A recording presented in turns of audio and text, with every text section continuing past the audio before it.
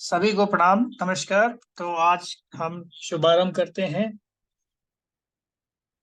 द्विविध उपक्रम, यानी सभी रोगों को दो प्रकार से बांट दिया जाए।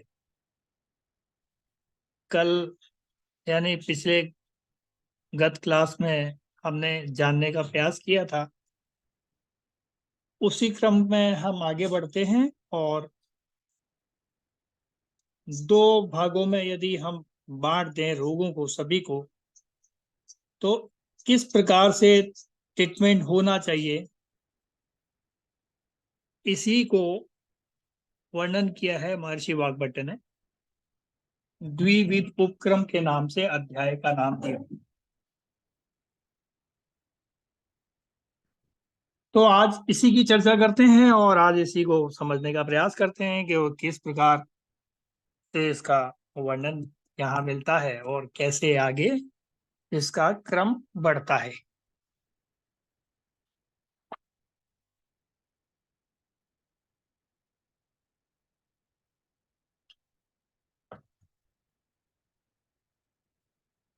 विगत समय जो हमारी चर्चा हुई है इस अध्याय के संदर्भ में, उसमें बताया गया था हमने कि उपक्रम दो प्रकार से, संतर्पण और अपतर्पण, है ना।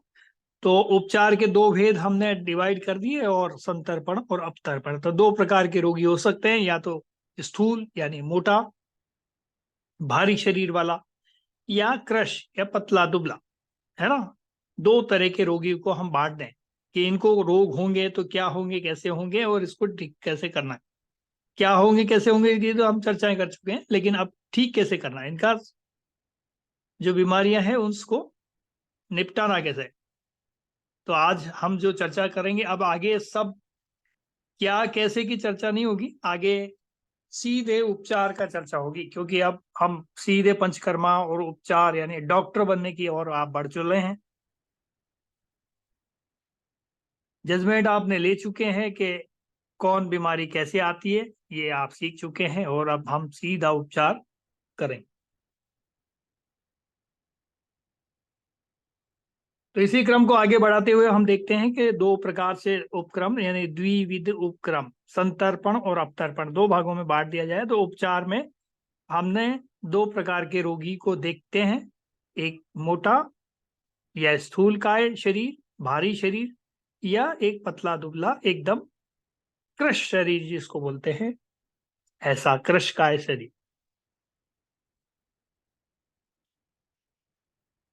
तो पिछले दिनों जो हमने परसों जो चिकित्सा की चर्चा की थी, इसी की थी। तो मूलतः दो प्रकार के हो सकते हैं इसमें, संतर्पण और अपतर्पण।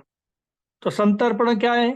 तो संतर्पण को हम ब्रहणम भी बोल सकते हैं, और शरीर की जिसमें पुष्टि और स्थूलता लाना ज्यादा महत्वपूर्ण होता है, संतर्पण कहलाता है। ठीक है, इसकी परिभाषा हमने अलग अलग शब्दों में देखने का प्रयास कर रहे हैं। दूसरा, ब्रहणम, द्रव्य क्या हो सकते हैं इसके, कौन कौन से तत्व जिनसे संतर्पण किया जाता है या ब्रहणम किया जाता है। तो पृथ्वी और जल महाभूत जितने भी प्रधान तत्व होते हैं। अब रोगी तो क्या जानेगा, आप लोग तो फिर भी समझ जाओगे, हाँ पृथ्वी महाभूत क्या होता है, जल महाभूत क्या होता है, जल तत्व क्या, पांच तत्व से बना शरीर है। अब आम आदमी की तो समझ की बस की बात नहीं है, लेकिन आपको तो समझ में आता है, तो आप चिकित्सा कर सकते हैं। इसलिए आपसे हम ये सीधे चर्चा कर पाते हैं कि दो प्रकार के तत्व जिनसे हम क्या करेंगे, ग्रहणम करेंगे, यानी शरीर को बढ़ाने का काम ये दो ही तत्व करते हैं शरीर में, बाकी सब घटाने का काम करते हैं। तीन तत्व घटाने का काम करते हैं। छह रस हमने बताए थे आपको, छह रस में से इन्हीं पांचों रस से मिल करके छह रस बनते हैं। षड रस की परिकल्पना की थी, उसमें मधुर, अम्ल और लवण तीनों जो है शरीर को बढ़ाने का यानी संतर्पण का कार्य करते थे, और अपतर्पण का कार्य वहां पे क्या हो रहा था, कटु तिक्त कषाय, ये तीनों अपतर्पण का कार्य करते हैं। अब यहाँ संतर्पण अपतर्पण में हम देखते हैं तो यहाँ पर जल महाभूत और पृथ्वी महाभूत क्या कर रहे हैं, संतर्पण कर रहे हैं, ये या प्रहणम कर रहे हैं, या शरीर को बढ़ाने में मदद कर रहे हैं, या स्थूलता लाने में मदद कर रहे हैं, या शरीर की मजबूती लाने में मदद कर रहे हैं। तो ये ग्रहणम द्रव्य, और संतर्पण या लंघन द्रव्य भी बोल सकते हैं जिनको। लंघन हम करेंगे, लंबनम परम औषधियम बोलते हैं। तो लंघन कैसे करना है? तो लंघन में एक तो जल और पृथ्वी महाभूत, इन दोनों को कम कर देना है। एकदम बंद बिल्कुल नहीं करना, कम कर देना। और बढ़ाना क्या क्या?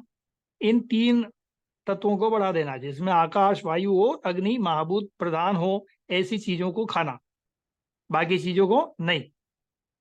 तो ये क्या हुआ? लंघन हुआ, है ना। तो दो चीजों को त्यागने से लंघन हुआ।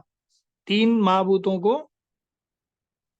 साथ में लेके चलना, तो जिनमें आकाश, वायु और अग्नि महाभूत प्रधान हो, तो ये सब शरीर को घटाएंगे और बीमारियों को घटाएंगे। या आपकी रिपोर्ट्स में जो कुछ भी बढ़ गया है, समझ जाओ हमको क्या क्या करना, कौन से महाभूतों से ठीक करना पड़ेगा उसको। उसको लंघन के द्रव्य देने पड़ेंगे। कौन से? आकाश, वायु और अग्नि। जैसे कोई बोल रहा है यूरिक एसिड बढ़ गया है, कोई बोल रहा है कोलेस्ट्रॉल बढ़ गया, कोई बोल रहा है ये भी, ये कुछ बढ़ गया है। तो ये जो बढ़ने वाली जो रिपोर्ट आती है आपके, इन सब में घटाने के लिए क्या करना है? ये बढ़ता किससे? तो जल और पृथ्वी महाभूत से ही बढ़ता है। इन दोनों को घटा दो, तो बाकी सब अपने आप ठीक हो जाना है। और घटाने के लिए तरीका क्या? लंघनम परम औषधियम, तो इन दोनों को त्याग करना है। त्याग मतलब पूरी तरह से नहीं, कुछ कम कर देना है, लेकिन ज्यादा से ज्यादा ग्रहण क्या करना? आकाश, वायु और अग्नि तत्व वाली चीजों का। तो द्विविध उपक्रम का षडविध उपक्रम में उपक्रम समावेश कर दें। मान लो इनको 6 विधा मान लें, और 6 भागों में तीन तीन को, एक को ग्रहणम को भी 3 में डिवाइड कर दें, और लंघन को भी 3 में डिवाइड कर दें। तो ये हमने जानने का प्रयास किया था कि 3 में डिवाइड हो जाएगा तो क्या स्थिति बनेगी। तो स्थिति बनेगी ये हमारे साथ में, संतर्पण में क्या कहलाएगा? स्नेहन, ब्रहणम और स्तंभन। अपतर्पण में क्या होगा?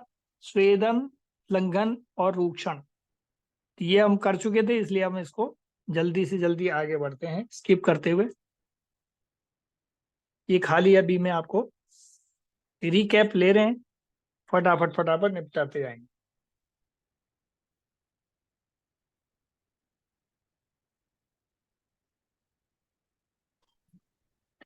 अब आ जाते हैं हम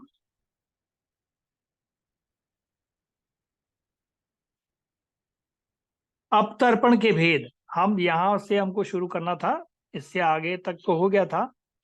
अपतर्पण के भेद, ये अपतर्पण, संतर्पण को तो हमने 3 में बांट दिया था, और अपतर्पण को भी हमने 3 में बांट दिया था। तो स्वेदन, लंघन और रूक्षण। लेकिन क्या करो कि ये मानो कि अपतर्पण के भेद, यानी इसको यदि हम चर्चा करें, तो शरीर में अपतर्पण 2 विध, क्योंकि हमने ऊपर क्या लिखा है, अध्याय का नाम द्विविध उपकरण। तो 2 तरह से बांट करके ही हमें चिकित्सा करनी है। तो हमने 2 तरह से यहाँ बांट दिया। अपतर्पण में भी हम 2 तरह से बांट देंगे। ऐसे हालांकि 6 षडविध उपक्रम में तो हमने देखा था, तो 6 बार 6 में डिवाइड किया था, तो 3 तो संतर्पण के हो गए, 3 अपतर्पण के हो गए। अब 3 अपतर्पण में 2 विध में बांटा जाए, तो एक तो शमन हो गया, एक शोधन हो गया। तो शोधन आपको पता है अपतर्पण का ही हिस्सा होता है। तो शोधन यानी शरीर में जो कुछ भी बढ़ गया है, उसको क्या करना है, या टॉक्सिन बढ़ गए हैं शरीर में, तो उसको उठा करके बाहर फेंक देना। तो रोग आ गया है, तो उसको उठा के क्या करना, बाहर फेंक। तो शोधन क्या है? शरीर में से रोगों को निकाल के बाहर फेंक देना। और शमन क्या है? शरीर के अंदर जो आए हुए रोग हैं, जिनको हमने शोधन करके बाहर निकाल के फेंका था, उसके छोटे मोटे कोई लक्षण बच गए, तो कुछ दवा दे करके उसका शमन कर देना, यानी वहीं के वहीं उसको दबा देना। दवाई का मतलब ही दबाना है। दवाई, दबाई, यानी दबाई, है ना, दबा दिया। तो रोग को दबा देना। तो पहले शरीर में शोधन करना है, उसको शरीर से बाहर निकाल देना है रोग को, और फिर उसके बाद में उसको छोटा मोटा इक्का दुक्का लक्षण हो तो उसको दबा देना। चुप बैठ जा भाई, शांति। राइट। तो इस तरह से आयुर्वेद का मुख्य चिकित्सा का क्रम चलता है। तो यही इसके क्रम होते हैं। अब इनकी ठीक से पालना, आयुर्वेद के उपदेशों की ठीक से पालना हमारे डॉक्टर्स भी नहीं कर पा रहे हैं, या किन्हीं कारणों से नहीं करना चाहते या नहीं कर रहे हैं, या दवा का मार्केट आजकल सब जगह चढ़ गया है, तो सब कोई दवा ही बेचना चाहता है। शोधन कर देंगे तो जल्दी ठीक हो जाएगा ना आदमी, रोग को ही उठा के फेंक दिया तो फिर तो दवाई तो ज्यादा देनी नहीं पड़ेगी, ज्यादा नहीं देनी पड़ेगी तो कमीशन भी कम लगेगा, तो हर कोई दवाई बेचना चाहता है, तो इसलिए वो दवा लिखते हैं, आपको शोधन कम करवाते हैं। राइट। तब हम तो हमारे घर के रोगियों का ही चिकित्सा कर रहे हैं ना, तो हम तो पहले क्या करेंगे, शोधन कर देंगे, फिर छोटा मोटा कुछ बचेगा तो शमन कर देंगे। राइट। क्योंकि हमें तो कोई कमीशन मिलना नहीं है घर वालों से। ये ये समझना है और काम करना है, कुल मिला के हमको। ठीक। और घर वाले फीस भी नहीं देते हैं। ये चिकित्सा की फीस मिलती नहीं है। तो अब क्या है, शमन और शोधन दो तरह से डीवी उपक्रम में बांट दिया हमने।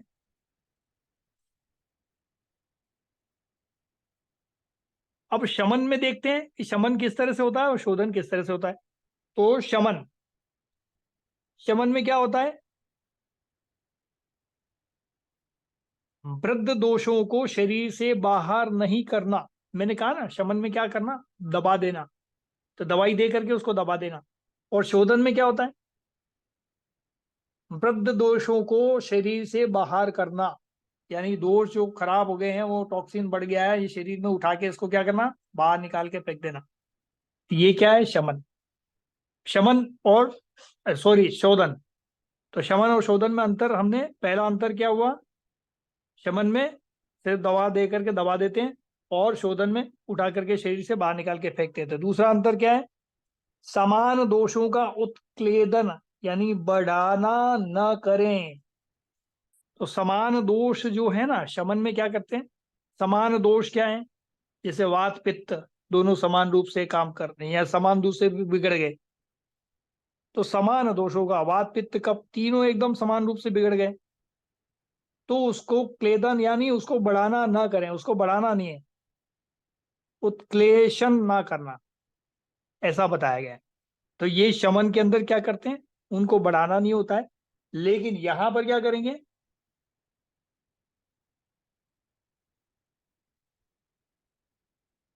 इधर शोधन में क्या करेंगे, तो समान दोषों का उत्क्लेशन करना, जिससे कि वह शरीर से बाहर किए जा सके। तो उत्क्लेशन करना मैंने आपको बताया, उत्क्लेशन यानी उनको ट्रीटमेंट करके बाहर निकालना, बाहर निकालने से पहले की स्थिति में लाना, तो पंचकर्म करना। तो पंचकर्म में, तो पहले की स्थिति में लाने के लिए क्या किया जाता है पंचकर्म में, जो जो भी विधि अपनाई जाती है उसको पूर्व कर्म कहा जाता है। पंचकर्म को दो भागों में बांटा जाता है। तो जो पंचकर्म करने से पहले जो भी क्रिया की जाती है, किसी को तेल पिलाना है, किसी को पिलाना है, किसी को हल्का सा मसाज करना है, वस्ती देना है, या कोई भी उसकी तैयारी के लिए कोई औषधि देना है पंचकर्मा की, तो ये सब क्या कहलाएगा, पूर्व कर्म कर कहलाएगा। फिर उसके बाद जो पंच कर्म करते हैं वो पंचकर्मा क्या कहलाएगा, प्रधान कर्म। क्योंकि मुख्य कार्य क्या है, प्रधान कर्म, वो शरीर से दोषों को निकाल के बाहर फेंकना। इससे पहले, क्योंकि वो एक तरह का ऑपरेशन है ना, तो ऑपरेशन से पहले क्या करते हैं, औजार को इकट्ठा करते हैं। औजार को इकट्ठा करते हैं, अब ऑपरेशन में क्या क्या लगेगा, ये भी लगेगा, वो भी लगेगा, वो भी लगेगा, वो भी लगेगा, ये वाली दवाइयां लगेंगी, ये वाले औजार लगेंगे हैं? ये सब जो इकट्ठा कर रहे हैं, ये क्या कहलाता है, पूर्व कर्म कहलाता है। तो इसी के क्रम में, जो पूर्व कर्म के अंदर समान दोषों का उत्क्लेशन नहीं करना, ऐसा बताया कहां पर, शमन में। और यहां पर क्या करना है, समान दोषों का उत्क्लेशन करना, जिससे कि वह शरीर से बाहर किए जा सकते हैं। उत्क्लेशन, उत्क्लेशन का मतलब वो तैयारी, तैयार करना है उनको बाहर निकालने के लिए, उसमें उत्क्लेशन, ये तैयारी करने में जो भी विधि लगती है वो सब उत्क्लेशन कहलाता है। क्लियर हो गया। तो दोषों को बाहर निकालने के लिए जो भी विधि का पालन करते हैं या जो भी क्रिया का हम पालन करते हैं वो सब उत्क्लेशन कहलाएगा। राइट। तो ऐसे समझना उसको।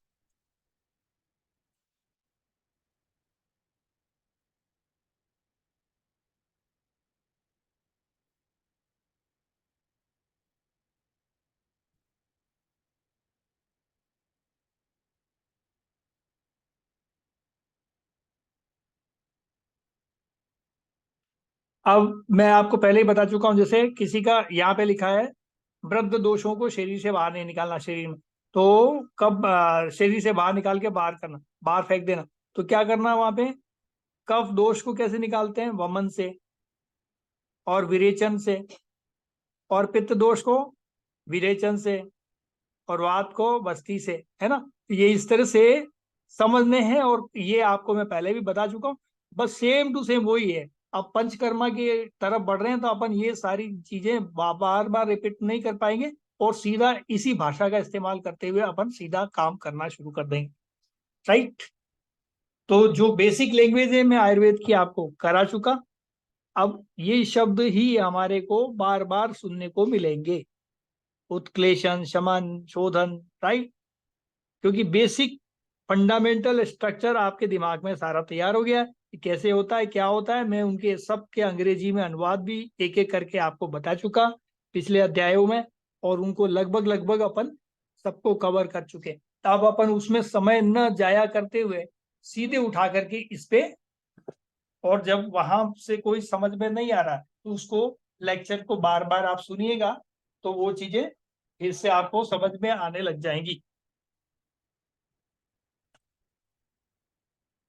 तब उसको रिपीट करके बार बार समय बर्बाद करने से अच्छा है उसमें आगे बढ़ा जाए। राइट। तो हम आगे बढ़ते हैं।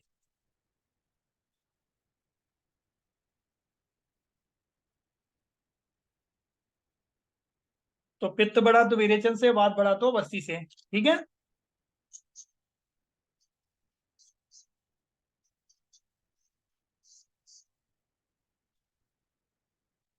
तो ये सारी क्रियाएं सारी शोधन क्रिया कहलाती है।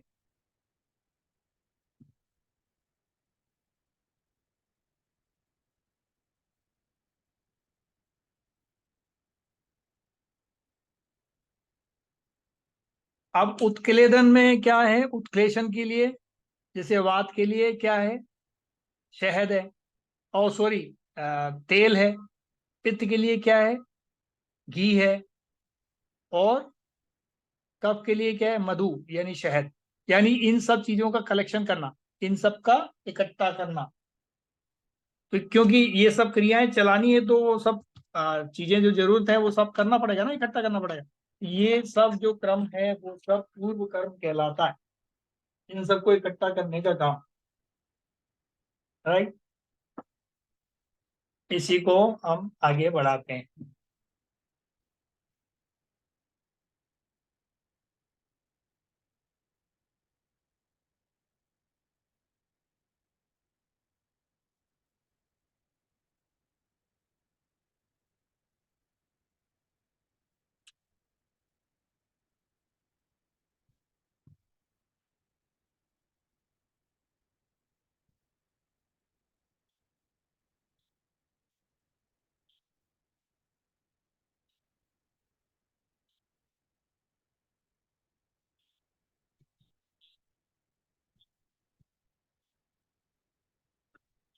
अब विषम देशों को सम में लाना, सम बनाना, यानी इसके भेद बताए हैं दूसरे चार्ट के अंदर।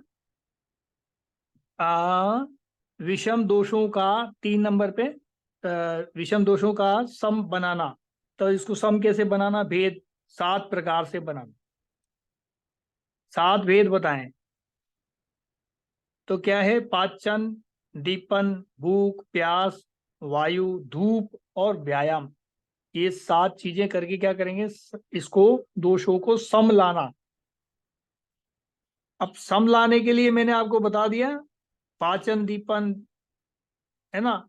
ये 7 प्रकार की क्रियाएं के भेद बताए हुए हैं। कौन कौन सी, पहले पाचन, पाचन बढ़ाने के लिए, फिर दीपन भूख बढ़ाने के लिए, खाना बड़े, एक पूरा आम वगैरह कोई आया हुआ है तो आम को भी पचाने का काम किया जाए। फिर उसके बाद भूख प्यास पे ज्यादा ध्यान दिया जाए। फिर उसके बाद में वायु, फिर धूप का सेवन, और फिर व्यायाम, इस तरह के क्रम किए जाए। तो ये किसी को कम करना, किसी को ज्यादा करना, ये वात पित्त कफ को सम करने के तरीके अपनाए जाने, ये क्या कहलाता है? ये सब शमन कहलाता है।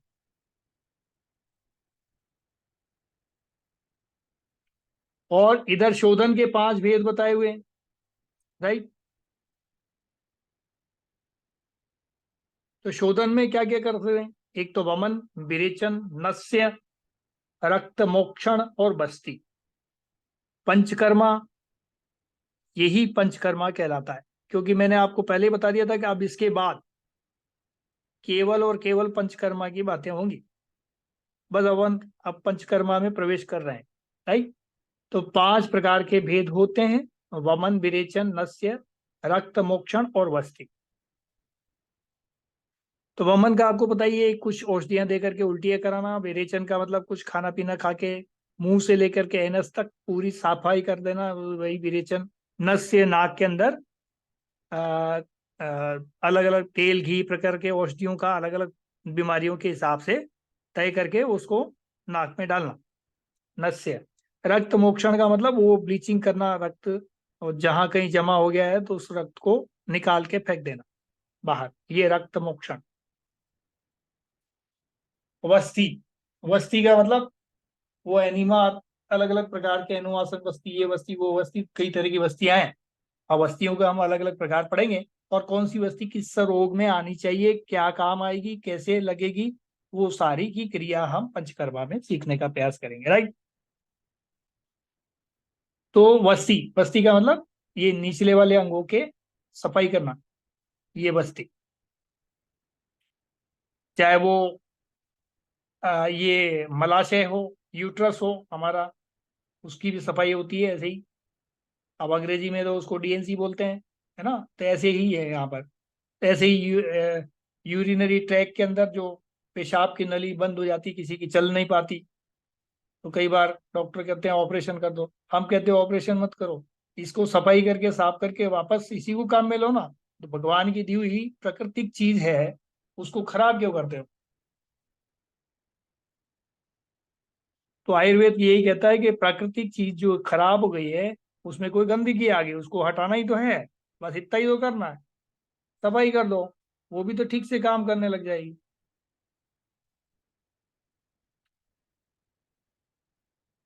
जैसे बर्तन गंदे हो जाते हैं, हम क्या करते हैं, किचन में धो लेते हैं, साफ कर लेते हैं। ऐसा थोड़ी कि बर्तन उठा के घर के बाहर फेंक देते हैं, नया बर्तन ला देते हैं, ऐसा नहीं होता ना। तो बर्तन को हम धो लेते हैं, साफ कर लेते हैं। तो ये भी एक प्रकार का पंच महाभूत का बर्तन ही है। तो पंच महाभूत अंदर से डाल रहे हैं, बाहर निकल रहे हैं। तो पंच महाभूतों का बना हुआ एक प्रकार का बर्तन ही है। इसकी सफाई समय समय पर होती रहे, ये इसकी कौन कौन सी विधियां होती हैं, ये ही हमको यहाँ सीखना होता है।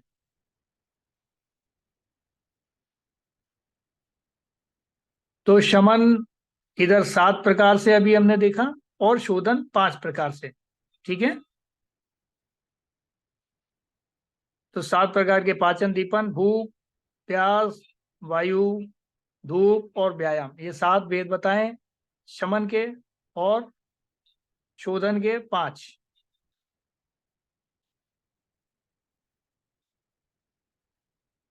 अब चर्चा करेंगे अपन संतर्पण और अवतर्पण या ब्रहणम। संतर्पण का ऊपर नंबर आई गया, आपको पता ही है।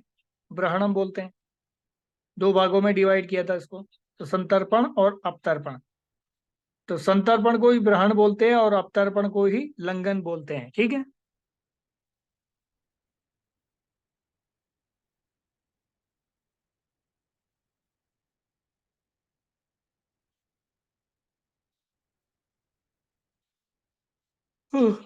तो संतर्पण और अवतर्पण की दोनों की चीजें मैं आपको बता चुका।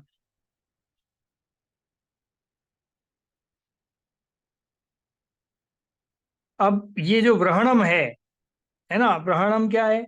हम ऊपर जान चुके हैं कि ग्रहणम किस प्रकार से होता है। 3 प्रकार से ग्रहणम होता है, संतर्पण भी 3 प्रकार से होता है। और कौन कौन से तत्व होते हैं इसमें शामिल? इसमें वायु, यानी वायु अथवा पित्त युक्त वायु का शमन करता है। ग्रहणम क्या करता है?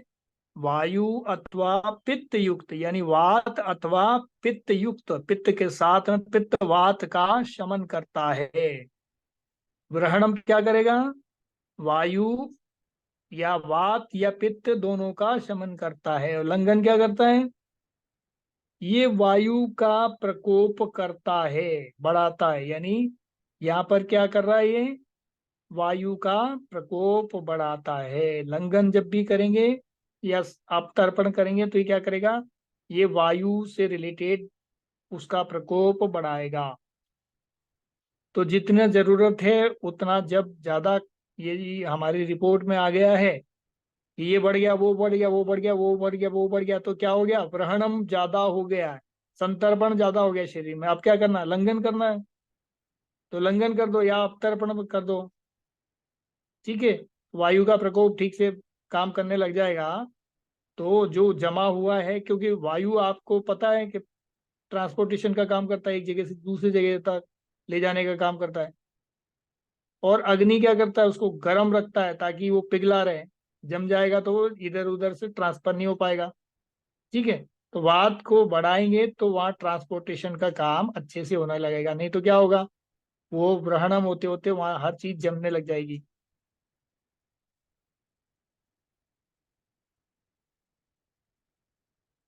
तो ये ग्रहणम और संतर्पण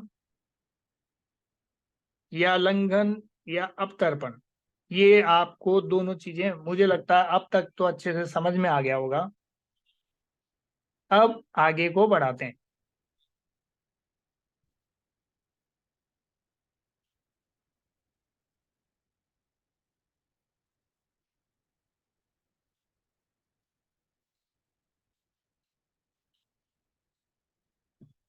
तो अभी मैंने आपको, देखिए, तीन रस ग्रहणम में देते हैं, मधुर, अम्ल और लवण। कटु तिक्त कषाय कहाँ देंगे? अपतर्पण में या लंघन में। ठीक है, और तीन महाभूत वाले प्रधान रस देंगे। कौन कौन से? जल और पृथ्वी। पृथ्वी और जल ये ग्रहणम में देंगे। और लंघनम में क्या करेंगे? आकाश, अग्नि और वायु, ये तीन दव द्रव प्रधान, महाभूत प्रधान, या तीन तत्व प्रधान, या तीन महाभूत प्रधान चीजों का देंगे। खाने पीने में ये देंगे और बाकी क्रियाओं से संतर्पण या अवतर्पण करें। ठीक है, ये चीजें आपको क्लियर हो गई हैं।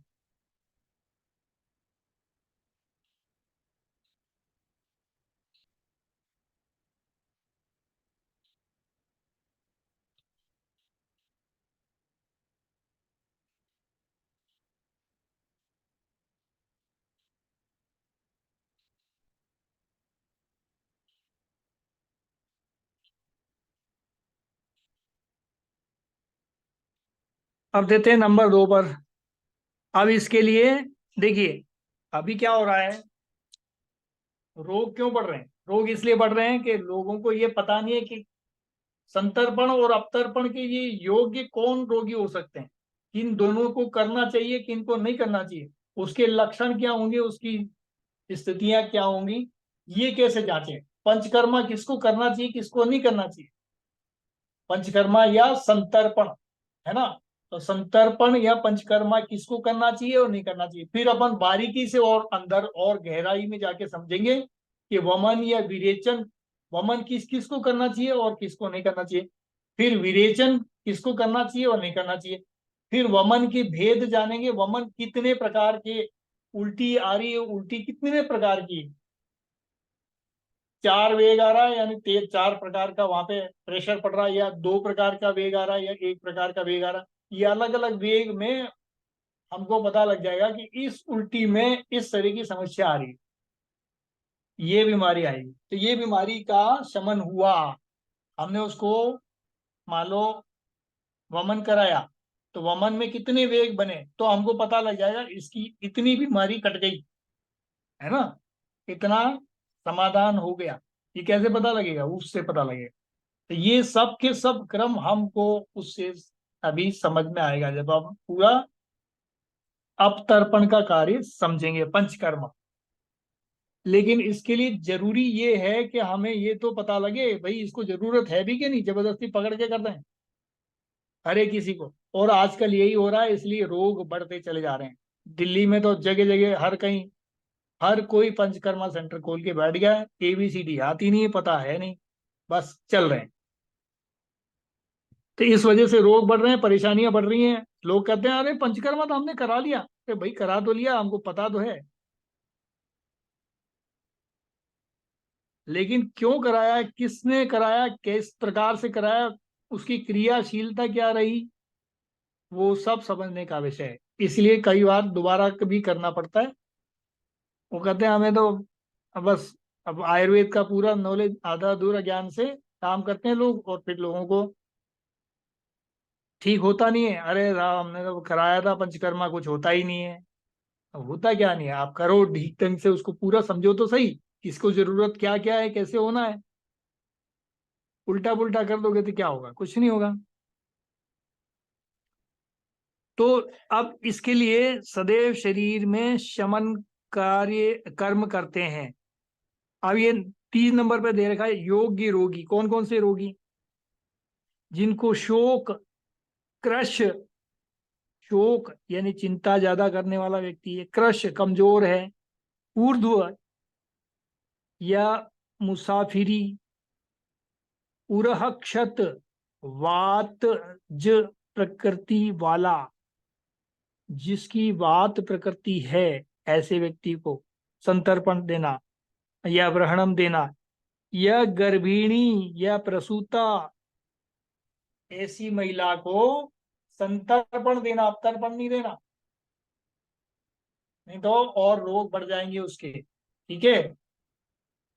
अब किस किस को नहीं देना ये समझ में आ गया आप?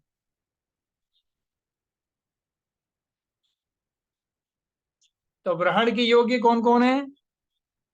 शोक, कृश, ऊर्ध्व, उराक्षत।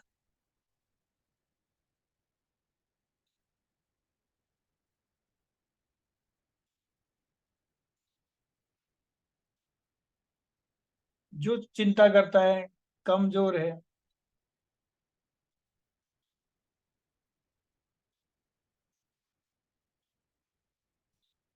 अब ये यहाँ पे एक और शब्द है मुसाफिरी। मुसाफिर की ये मतलब जो बहुत ज्यादा सफर में रहता हो, उसका क्या होगा? हमेशा शरीर में अपतर्पण होता रहता है। संतर्पण नहीं होता उसका, अपतर्पण होता है ना। तो शरीर में वात की वृद्धि उसमें बढ़ती चली जाएगी। तो या तो शरीर पूरा गेंद की तरह फूल के मोटा हो जाएगा, या फिर एकदम पतला हो जाएगा ऐसे आदमी। तो यहाँ पे लिखा है मुसाफिरी, पूरा क्षत, यानी ये जो चेस्ट रीजन है इतना वीक हो जाएगा, जैसे टीबी का मरीज होता है। टीबी के मरीज को क्या करना? टीबी के मरीज को ग्रहणम कराना। ऊर्ध्व यानी ऊपरी भाग, पूरा क्षत, या वात प्रकृति। वात प्रकृति के लोगों के लिए गर्भिणी, जिसके जो पेट में गर्भ ठहरा है, ऐसी प्रसूता महिला, जो अभी अभी बच्चा जनी है, ऐसी प्रसूता महिला, बालक, एक छोटा बालक, उसको भी पंचकर्म नहीं करना। उसको क्या करना? ग्रहणम करना। उसको शोधन नहीं करना, या संतर्पण करना, लेकिन अपतर्पण नहीं करना, ऐसा बोला। अब अपतर्पण के योग्य कौन रोगी है? जिनको आम रोगी, आम आपको बता चुका हूं आम क्या होता है। अति स्निग्ध, अति स्निग्ध बहुत ज्यादा शरीर में चिकनात फंसी है, क्लेद हो रहा है। प्रमेह, प्रमेह का रोगी होता है, जैसे डायबिटीज जिसको बोलते हैं। तो कई प्रकार के प्रमेह आयुर्वेद में वर्णित हैं। तो प्रमेह का जितने भी रोगी होंगे उन सबको क्या करना? अपतर्पण करना, संतर्पण नहीं करना। ज्वर यानी बुखार में भी पित्त बढ़ जाता है, तो ज्वर में भी पित्त को बाहर निकालना, तो क्या करना? अपतर्पण करना, संतर्पण नहीं करना। इसलिए बुखार में जो समझदार डॉक्टर होते हैं वो कहते हैं खाना बंद कर दो, फलाहार करो, कुष्ठ रोग जो स्किन डिजीज है उसके अंदर, और उरुस्तंभ, विद्रही, विसर्प, ये इस तरह के रोगियों का एक श्रेणी बता दी है।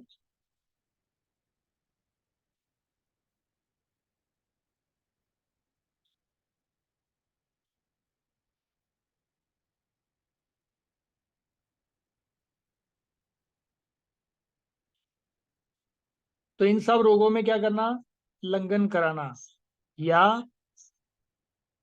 अपतर्पण कराना।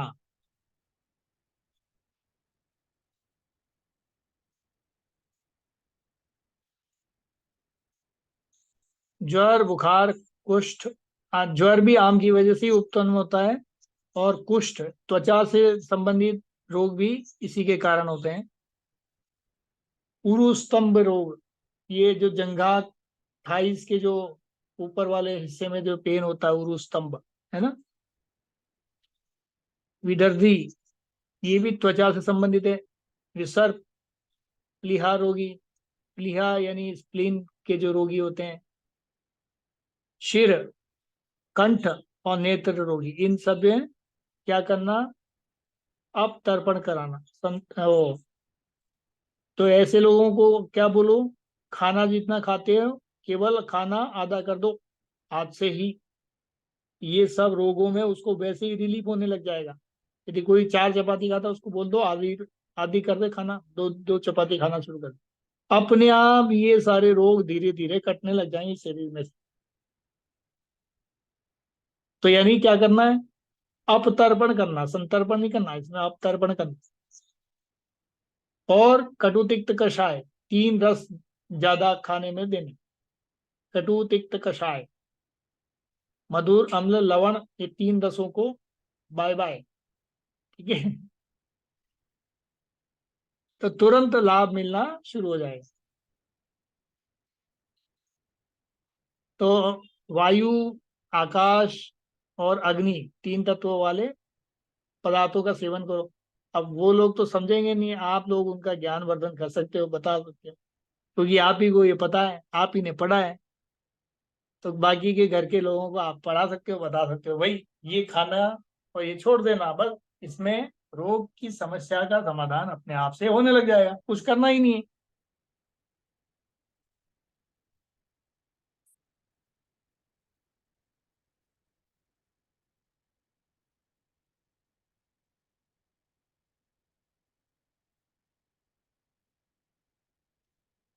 अभी योग्य ऋतु की चर्चा करते हैं कि कौन सी ऋतु में ग्रहण करना चाहिए और कौन सी ऋतु में लंघन करना चाहिए, ऋतुचर्या पर बात करते हैं, है ना। हर ऋतु में थोड़ी कर देंगे जबरदस्ती, शरीर क्षमता ही नहीं है। अभी सर्दी का मौसम है, 4 डिग्री, -4 डिग्री टेम्परेचर चल रहा है, और आप कह रहे हो कि नहीं साहब मैं तो आपका, हाँ, अवतर्पण करूंगा। तो ये योग्य ऋतु नहीं है समय के हिसाब से ना।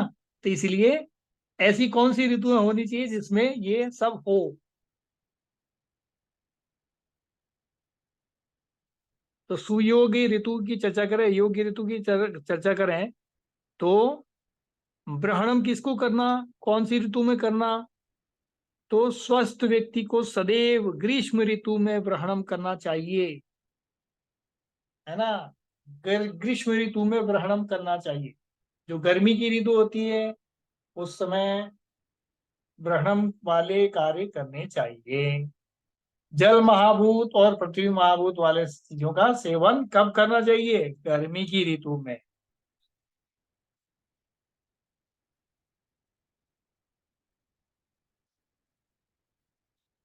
अच्छा, ग्रीष्म ऋतु ही क्यों बोला, इसका कारण क्या है, क्योंकि इसको समझना है हमको, रटना नहीं है। तो ग्रीष्म ऋतु ही क्यों बोला, क्योंकि वात का संचय कब होता है, ग्रीष्म ऋतु में होता है। हमने संचय में वाले पाठ में देखा था, कब होता है, ग्रीष्म ऋतु में वात का संचय होता है। और ग्रहणम करने से क्या होता है, वात का संचय नहीं होगा। इसलिए ग्रीष्म ऋतु में क्या करना, वात का संचय होने ही नहीं देना, तो वात का प्रकोप ही नहीं होगा वर्षा ऋतु में। तो क्या कर देना, ग्रहणम कर देना, तो हो गया चिकित्सा अपने आप। तो जो जोड़ों में दर्द होता है बारिश की ऋतु में, वो सब होगा ही नहीं। तो क्या करना, ग्रहणम करना। और कब करना, केवल ग्रीष्म ऋतु में स्वस्थ व्यक्ति को करना, तो कभी बीमार नहीं होना। राइट, केवल ऐसे ही समझना है इसको। फिर ऐसा व्यक्ति कभी बीमार होता ही नहीं। जब ऋतुचर्या इन सिस्टम को याद रखेगा, उसके अनुसार काम करेगा, तो कभी बीमार हो ही नहीं सकता। क्योंकि जो रोग इकट्ठा हो रहा था वो होगा ही नहीं, संचय नहीं होगा बात का सदैव। अच्छा, और अब आते हैं, दोष भी इसमें साम्य अवस्था में रहेंगे, इसलिए ग्रीष्म ऋतु में बोला है, ठीक है। और स्वस्थ व्यक्ति को शिशिर ऋतु में लंघन करना चाहिए। तो कफ के संचय कब होता है, शिशिर ऋतु में। और कफ के संचय होगा, इकट्ठा होगा तो लंघन करना। तो लंघन कब करना, शिशिर ऋतु में। तो लंघन जैसे ही करेंगे तो कफ का संचय होना बंद हो जाएगा, कफ का पाचन हो जाएगा। और कफ के पाचन के लिए क्या करना, व्यायाम भी करना। तो शिशिर ऋतु में कफ का जो इलाज करते हैं वो सब काम करना। तो शिशिर ऋतु में हमारी दिनचर्या भी कुछ ऐसी ही होनी चाहिए। तो क्या होगा, कफ का संचय ही नहीं होगा, संचय नहीं होगा तो उसका प्रकोप भी नहीं होगा आगे वाली ऋतु में। राइट।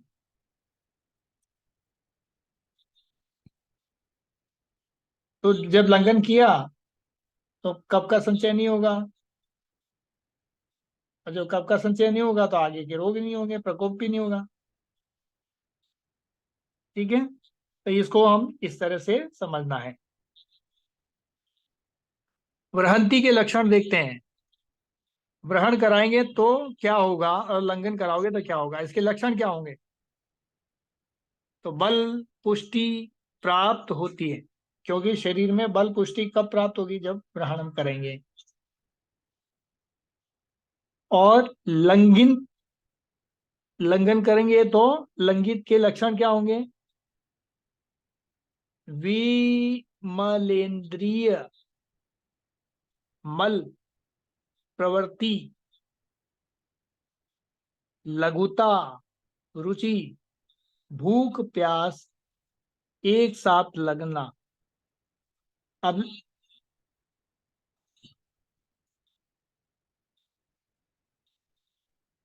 विमलेंद्रिय का मतलब इंद्रियां ठीक से काम करने लगेंगी। और मल प्रवृत्ति यानी मल शरीर में जो इकट्ठा हो रहा है, टॉक्सिन इकट्ठा हो रहा है, वो शरीर से बाहर निकलने लगेगा। लघुता यानी शरीर में आलस्य जो भरा रहता है वो लघुता पे आ जाएगा, है ना, अपतर्पण करने से। ताति स्निग्ध है तो उसमें लंघन कराएंगे तो लघुता आ जाएगी, तो बीमारी शरीर से अपने आप बाहर निकल जाएगी। भूख प्यास, तो अति अग्नि में लंघन करेंगे तो अग्नि बढ़ेगी, तो व्यास भूख दोनों बढ़ेगी।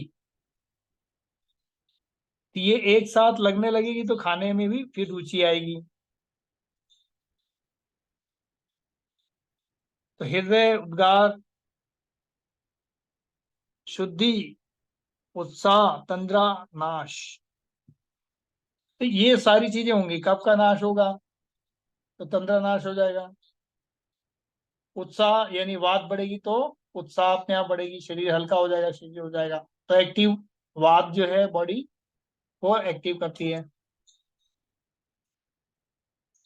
हृदय उद्गार, कंठ शुद्धि यानी गले की भी शुद्धि हो जाएगी। उद्गार की डकार उकार आती है इसकी, जो कईयों को डकार आती है तो जो खाना खाया होता है या अंदर जो मल जमा होता है उसी की डकार आई होती है। तो कई बार डकार लेता है बंदा तो पड़ोसियों को बदबू सी फील होती है उसके मुंह में से, है ना। तो ये सब अपने आप ठीक हो जाएगी। मुंह की दुर्गंध, जिसको आजकल हम कुछ खुशबूदार तत्व शरीर में डाल करके, मुंह में डाल करके, माउथ फ्रेशनर बोल करके मुंह में डालते हैं केमिकल, उससे बचत हो जाएगी। ठीक है, तो ये सब अपने आप शुद्ध होने लग जाएगा।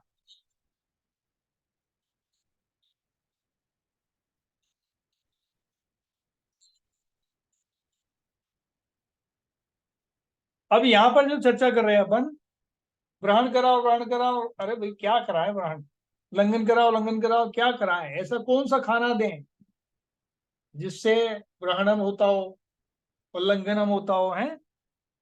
तो इसकी चर्चा यहाँ पर बताइए। तो ग्रहण द्रव्य क्या हो सकते हैं? सर्वोत्तम मांस, सारे प्रकार के सर्वोत्तम मांस, दूध, सारे प्रकार के दूध, घी, चाहे गाय का घी, भैंस का घी, किसी का भी घी, है ना, ये सब क्या है? ग्रहणम के द्रव्य हैं। चीनी, चीनी भी क्या है? ग्रहणम के द्रव्य है।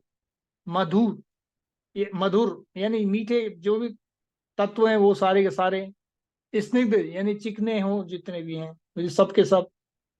वस्ती, चिकने स्निग्ध वस्ती जो देते हैं ना, स्निग्ध वस्ती, ऑयल वाली वस्ती, वो सब ग्रहणम कहलाएगी। और क्या? नींद, नींद भी ग्रहणम का है। जैसे कोई पतला व्यक्ति, उसको बोलो दिन में सो जा, मोटा हो जाएगा, है ना, तो ज्यादा नहीं, थोड़ा थोड़ा सोने को बोलो, खाना खाने के बाद सोने को बोलो। तो पतला है बहुत ज्यादा तो मोटा होगा। तो नींद भी क्या कर रहा है? ग्रहणम कर रही है शरीर।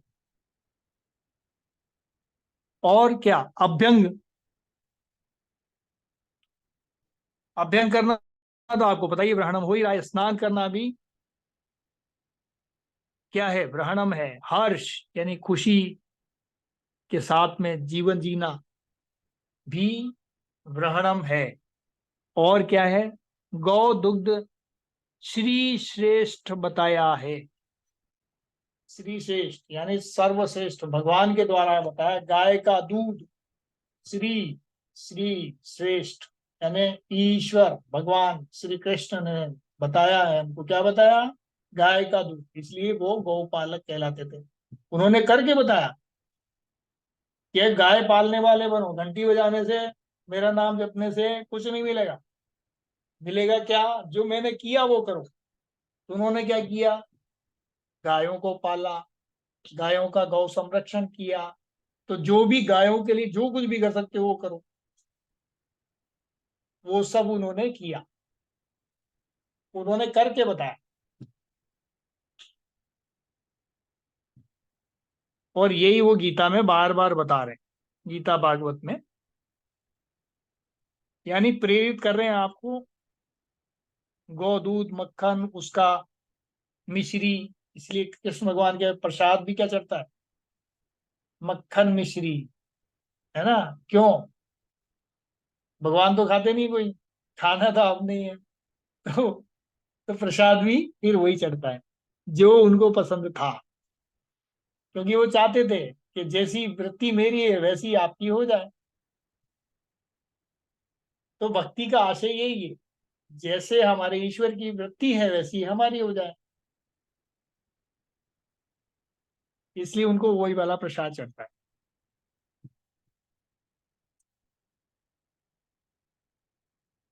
लंघन के द्रव्य क्या हो सकते हैं? कुलत्थ, ये जो कुलत्थ की दाल आती है ना, ये जौ, ये भी लंघन के द्रव्य हो गए। मूंग, मूंग का जो पानी है ये पीते हैं ना, तो बुखार में, इन्फेक्शन हो गया, कहीं भी जो टिस वाली जितनी भी बीमारियां, सब में ये मूंग का पानी। मधु, शहद, मूंग के पानी में शहद और मिला के दे दो तो फिर क्या कहना, मजा आएगा। तो मधु का शरबत, है ना। तक्र, छाछ जो पीते हैं अपन, तक्र का मतलब छाछ, ऐसी छाछ जिसपे से क्या निकाल दिया हो? मक्खन निकाला हुआ हो। मस्तु, ये भी छाछ के ही प्रकार। अरिष्ट और रात्रि जागरण, ये रात्रि जागरण क्या है? ये भी लंघन का ही रूप है। चिंता करना, शोधन कर्म, यानी शरीर के अंदर जो भी गंदगी जमा है, टॉक्सिन जमा है, उन सबको बाहर निकालना। शोधन कर्म कोई भी कर रहे हैं, जैसे नींबू पानी कर रहे हैं, तो क्या है? शोधन कर्म। ये भी लंघन का ही द्रव्य है। आदि यह सब श्रेष्ठ है, ठीक है, ऐसा बताया हुआ। अति योग से होने वाले रोग क्या हो सकते हैं? मान लो अपन ने बहुत ज्यादा अति योग कर दिया, तो फिर क्या रोग आएंगे?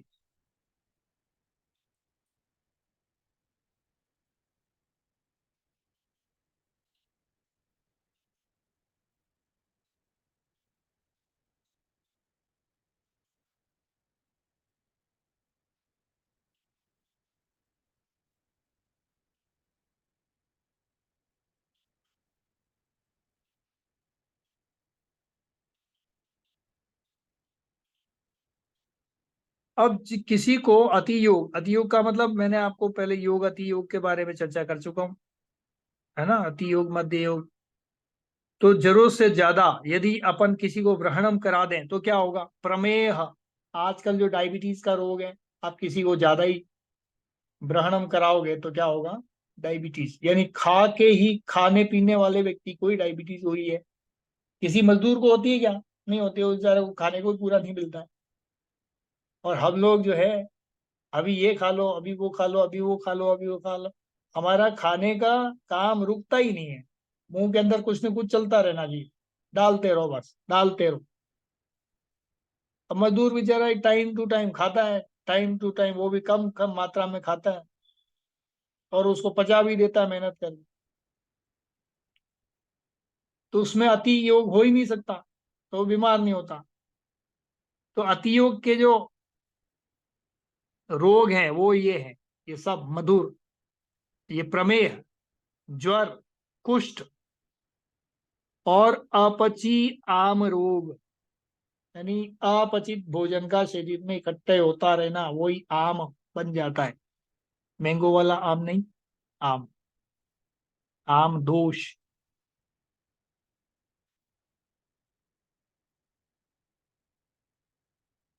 तो ये हो गए अति योग से होने वाले रोग। अब अति योग से होने वाले रोग इधर देखें, किसमें, संतर्पण में। अब ये अवतर्पण में देखते हैं। संतर्पण में तो हमने देखा कि प्रमेह, ज्वर, कुष्ठ और अपची आम रोग, ये सब क्या हुए, ग्रहण करने से या संतर्पण करने से। अवतर्पण करने से कौन कौन से रोग हो जाएंगे, या ज्यादा लंघन आचार्य कराओगे तो क्या रोग पे होंगे। नहीं आ रहा। हैं जी। आचार्य जी स्क्रीन पे नहीं आ रहा, संतर्पण वाला कुछ भी नहीं आया स्क्रीन पे। अच्छा, ये एक मिनट सरक नहीं रहा है क्या।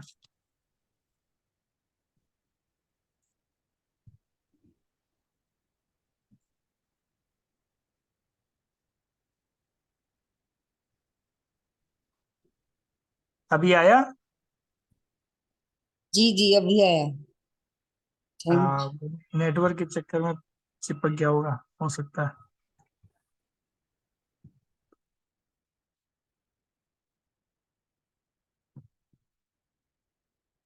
तब सातवां बिंदु हम चर्चा कर रहे हैं, तो सातवें को हम अपने सामने रख लेते हैं। अति योग से होने वाले की चर्चा कर लिए अपन। और अति संतर्पण, अति लंघन कर दिया तो फिर क्या होगा, है ना। अति लंघन कर दिया तो क्या होगा, उसकी चर्चा करते हैं।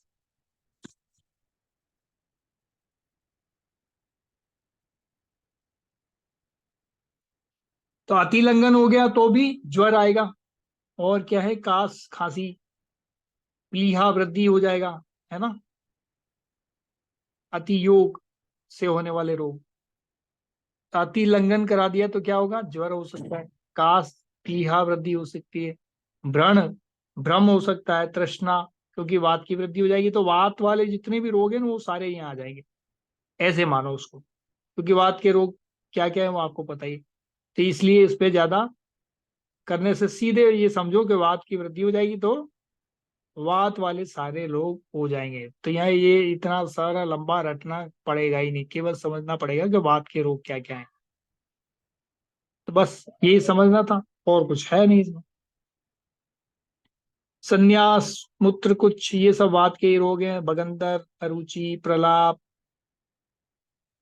और क्या क्या हो सकते हैं, स्नेह, अग्नि, ओज, निद्रा, भूख, ज्वर, शुक्र दृष्टि, सभी का क्षय। स्नेह यानी प्यार मोहब्बत, जिसकी बात वृद्धि हो जाती है ना आदमी के, देखो उसके दिल में प्यार मोहब्बत जैसी चीज रहती ही नहीं है, क्योंकि अंदर से सब खाली है उसका। जो बात प्रकृति वालों में कम ही होती है, मोह कम होता है, इसमें कफ वालों को रहता है ना। आपने देखा होगा अपने घर में, परिवार में, ऐसे व्यक्तियों को जिनको मोह रहता है अपने परिवार के सदस्यों से, कुछ का होता ही नहीं। तो वात कफ वाले होते हैं, उनमें मोह अक्सर कर कम ही मिलेगा।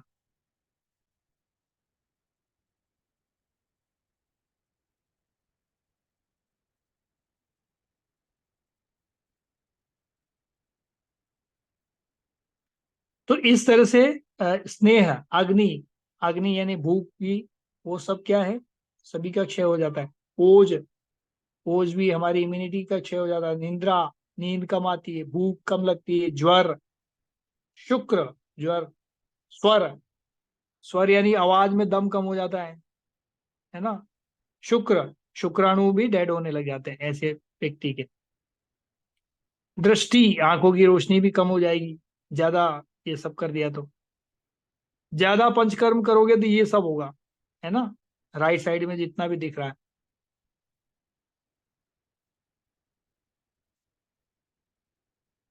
अति से ये रोग हैं। और क्या है, बस्ती तिक्र पार्श्व। तो वस्ती तिक्र यानी वस्ती की जगह कौन सी है हमारी, ये जो कमर के आसपास का एरिया।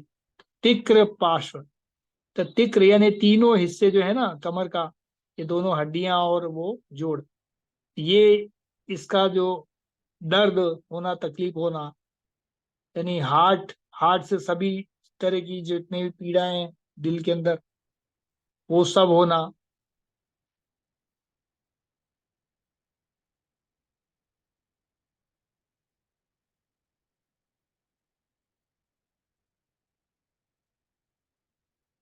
कई बार आपने सुना होगा, अभी एक केस मेरे पे आया था कि हार्ट का कोई वाल्व उनका श्रिंक हो गया है। एक कर्नल साहब हैं आर्मी में, वो रिटायर हैं, उनकी अभी 74 एज है। वो हार्ट, ये लेफ्ट वेंट्रिकल का जो है उनका, वो श्रिंक हो गया है, डॉक्टरों ने ऐसा बताया। कि ये सब अति ब्रहणम, अति ब्रहणम नहीं, ये अति लंघन की वजह से हो रहा है।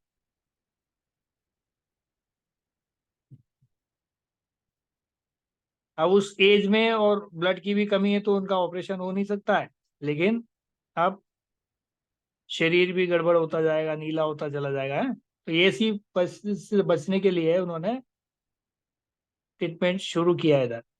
तो उनको भी हमने ये शुरू किया तो ग्रहणम, तो उनको अभी आराम मिलने लग गया। 3 दिन हुए, 3 दिन में उनका वो दर्द ठीक हो गया है, जो उनको उसके कारण दर्द होता था।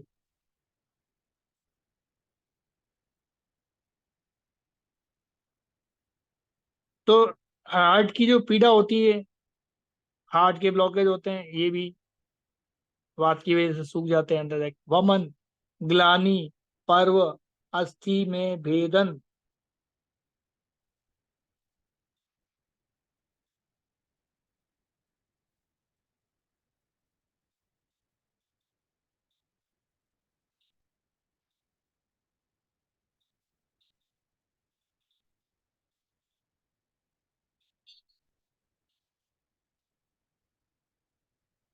कई बार ये दिमाग में आता है कि पर्व क्या है। पर्व जो जोड़ जॉइंट होते हैं वो पर्व कहलाते हैं, जो जोड़ते हैं दो हिस्से के शरीर को, जो दो जोड़ रहे हैं, तो जो जॉइंट है वो पर्व है। ठीक है, ऐसा मानिए।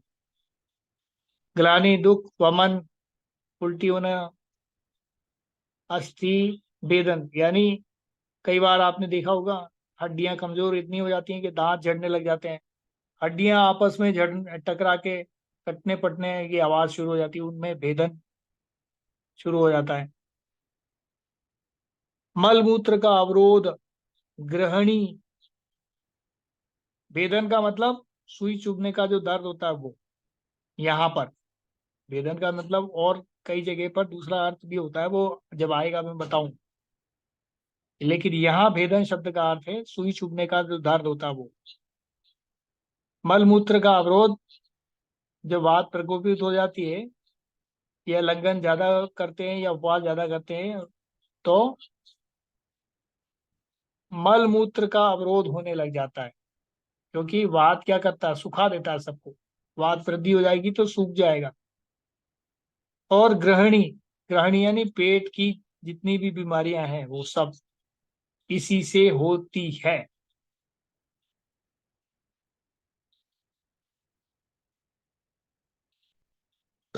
तो अब अति योग कर दिया तो इसमें चिकित्सा क्या करेंगे।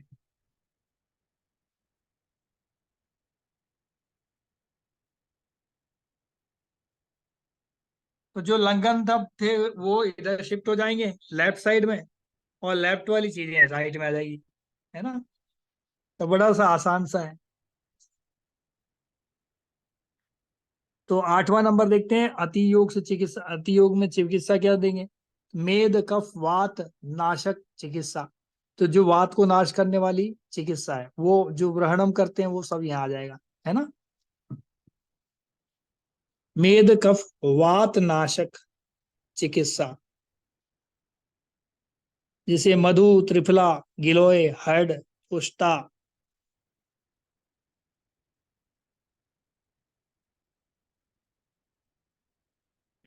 ये कुछ रसायन, गुगलू, है ना। तो ऐसी चीजें, शिलाजीत,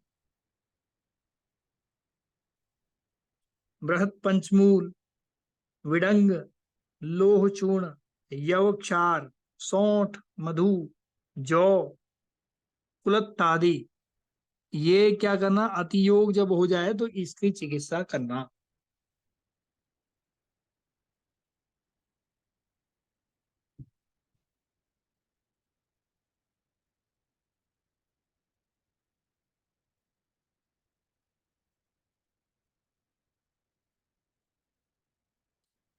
ये सारी चीजें खाने को दें, ठीक है।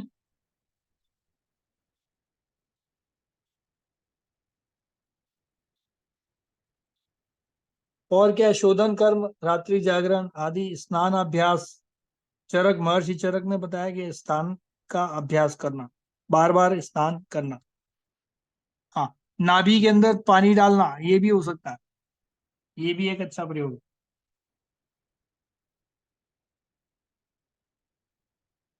यहाँ लिखा हुआ नहीं है मेरा, लेकिन मैं आपको बता देता हूँ।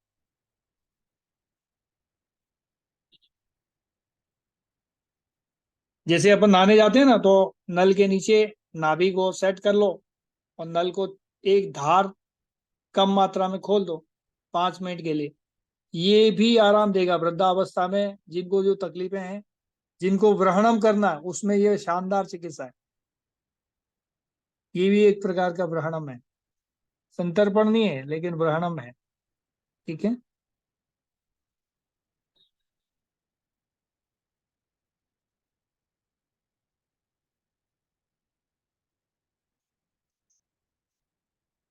और अति योग में चिकित्सा इधर देखें तो संतर्पण में, ये अपतर्पण में, संतर्पण में हमने देखा था अति योग में चिकित्सा। और अभी अपतर्पण में, या अपतर्पण में हम चिकित्सा देखेंगे क्या, मधुर स्निग्ध द्रव्यों का सोहित करना।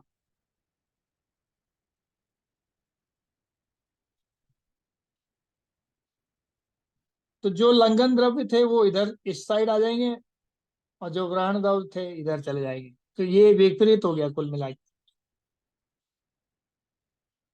तो अति योग यानी ज्यादा हो गया, विपरीत हो गया, तो उसकी विपरीत चिकित्सा करनी।